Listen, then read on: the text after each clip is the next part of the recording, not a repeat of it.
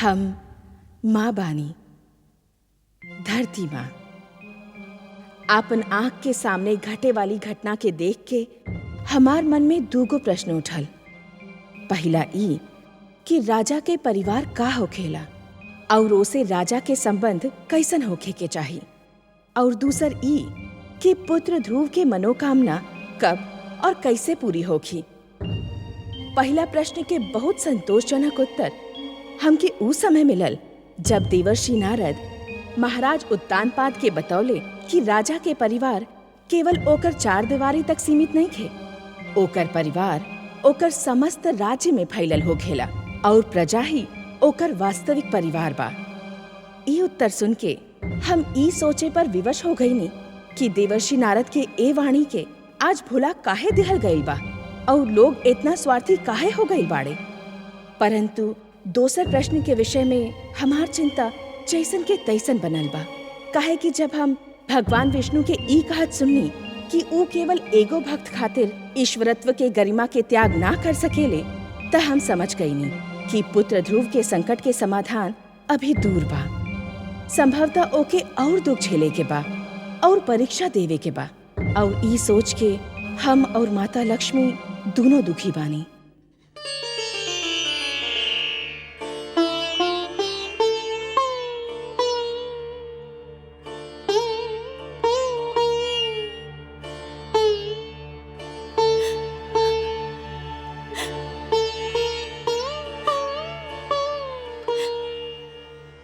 हे करुणा सिंधु, हे प्रभु, ना जाने काहे हमार मन कांप रहल बा। कोनो डरावना भय हमार मन के व्याकुल कर रहल बा। कहीं हमार पुत्र के प्राण संकट में तो नहीं खे। हे दया सागर, ए दुखियार माता पर दया करी। हमार पुत्र के रक्षा करी प्रभु, हमार पुत्र के रक्षा करी, हमार पुत्र के रक्षा करी।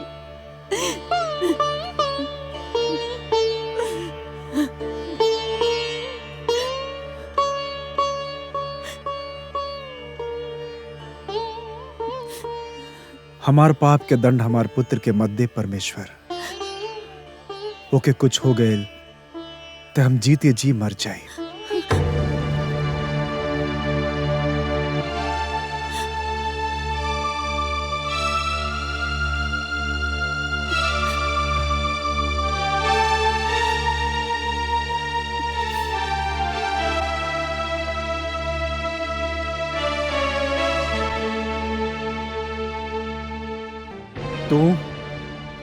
तू का करे आयल बाड़ू यहाँ?